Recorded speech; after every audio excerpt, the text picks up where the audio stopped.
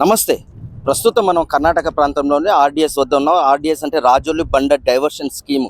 మనం చూసాం 2001లో ఒకసారి అప్పట్లో ఉన్న నేతలంతా చూసి ఆంధ్రప్రదేశ్ స్లూయిస్ ద్వారా అక్రమంగా నీటిని తీసుకెళ్తుందంటూ కూడా అప్పట్లో పూర్తి అంటే ఏపీకి సంబంధించిన రైతులు కావచ్చు, అక్కడ ఉన్న నేతలు కావచ్చు, వాళ్ళందరూ అప్పట్లో కత్తులు బరిసెలతోన ఇక్కడ పాలమూరు రైతులపై దాడులు చేయడానికి కూడా అప్పట్లో సిద్ధమయ్యారని చెప్పారు. ప్రస్తుతం బీఆర్ఎస్ నేతలు ఎవరైతే మాజీ మంత్రులు, అదేవిధంగా మాజీ శాసనసభ్యులు వీళ్ళంతా కూడా ఈరోజు ఆర్‌డీఎస్ వద్ద అక్రమ కట్టడాల, అదేవిధంగా ఏదైతే నీటి వాటా ఏమాత్రం లేని ఏపీకి నీటి వాటా ఏమాత్రం లేని ఏపీకి ఈరోజు చూస్తున్నాం మన స్లూయిస్ ద్వారా నీటిని తరలించుకొని పోతున్నారని చెప్పుకోవచ్చు. వీళ్ళంతా అక్కడ ఏదైతే అక్రమ కట్టడాలు ఏదైతే నిర్మించిందో ఇక్కడ ఏపీ కావచ్చు, అదేవిధంగా ఇక్కడ కర్ణాటక ప్రాంతానికి సంబంధించిన నేతలు కూడా అక్రమ కట్టడాలను నిర్మిస్తున్నారని చెప్పుకోవచ్చు. మన కెమెరా పర్సన్ చూపించడం జరుగుతుంది.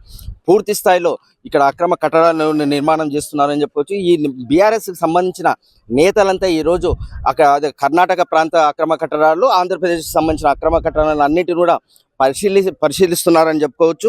అయితే ఈ విధంగా మనకు రావాల్సిన ఏదైతే 15.9 టీఎంసీల నీరు ఏదైతే తెలంగాణ ప్రాంతానికి రావాల్సిందో, పాలమూరు జిల్లాకు రావాల్సిందో అవి ఏమాత్రం 1 టీఎంసీ కూడా రావట్లేదని కూడా మనం చెప్పుకోవచ్చు. కర్ణాటకకు ఏదైతే 4 టీఎంసీల వాటా ఉందో వాళ్ళు పూర్తిగా ఈసారి అక్రమ కట్టడాల ద్వారా వాళ్ళు పూర్తి స్థాయిలో వాళ్ళు తరలించుకొని పోతున్నారని చెప్పుకోవచ్చు. మనం చూస్తున్నాం ఆ నేతలంతా ఈరోజు అక్రమ కట్టడాలపై నిలదీసేందుకు కర్ణాటక ప్రాంతమైన రాయచూరు జిల్లాలోని ఆర్‌డీఎస్ వద్ద రాజోలు బండ డైవర్షన్ స్కీమ్ కాడికి ఇక్కడ అక్రమ కట్టడాల పైన కాంగ్రెస్ ప్రభుత్వాన్ని అక్కడ ఉన్న కాంగ్రెస్ ప్రభుత్వాలను నిలదీసేందుకు కూడా బీఆర్ఎస్ నేతలంతా నడుము బిగించి ఈరోజు ఆర్‌డీఎస్ వద్దకు రావడం జరిగింది. క్షేత్రస్థాయిలో పరిశీలించడానికి వచ్చింది. దానిలో మహబూబ్‌నగర్ జిల్లాకు సంబంధించిన అధ్యక్షులు, మాజీ మంత్రి లక్ష్మారెడ్డి గారిని మాట్లాడి సరే ఏ విధంగా మేము విన్నదానికంటే చూసింటే చాలా భయంకరమైన పరిస్థితి ఉంది. ఇక్కడ ఎటు చూసినా దోపిడీ నడుస్తుంది. అటు కర్ణాటక అయినా కెనాల్ తీసుకుపోయి రిజర్వాయర్ చేస్తున్నారు. ఇక రైట్కి ఏమో ఆంధ్రోళ్ళు రైట్ కెనాల్ దీనికి పర్మిషనే లేదు. కానీ అప్పుడు కట్టడానికి పోతే అప్పుడు మాకు గవర్నమెంట్ ఆపినాం. ఈ స్లూయిస్ పలగొట్టి నీళ్ళు తీసుకెళ్తుండ్రు.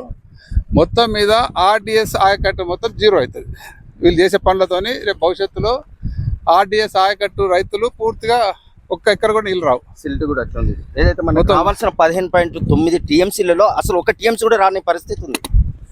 మొత్తం ఆర్‌డీఎస్ ప్రాజెక్టు మొదట శాంక్షన్ ఉన్నది 15.9 టీఎంసీల అలొకేషన్ ఉంటే దాంట్లో ఇప్పుడు చూస్తే 1-2 టీఎంసీలు కూడా వచ్చే పరిస్థితి లేదు.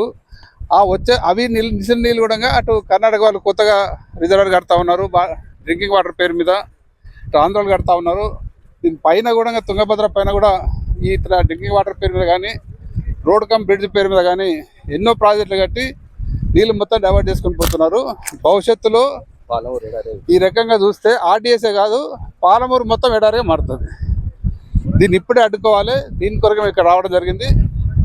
ప్రభుత్వాన్ని డిమాండ్ చేస్తూ ఉన్నాం. ఇప్పుడైనా కళ్ళు తెరిచి ఇవన్నీ ఆపి మా జిల్లా ప్రజలకు న్యాయం చేయాలని ప్రభుత్వాన్ని, ముఖ్యమంత్రిని డిమాండ్ చేస్తూ ఉన్నాం. ఇది ఇక్కడ ఉన్న పరిస్థితి ఏదేమైనప్పటికీ కర్ణాటక, అదేవిధంగా ఆంధ్రప్రదేశ్ ఏదైతే అక్రమ కట్టడ నిర్మాణాలు చేస్తుందో ఇప్పటికైనా ఆపుదల చేయాలి, నిలుపుదల చేయాలి. లేని ఎడల పాలమూరు ఎడారయ్యే పరిస్థితి భవిష్యత్తులో ఉందంటూ ఆవేశంతో మాజీ మంత్రి లక్ష్మారెడ్డి తెలంగాణ ప్రభుత్వాన్ని హెచ్చరించడం జరుగుతుంది. ఆర్‌డీఎస్ నుంచి మన తొలి వెలుగు కోసం మీ మధు.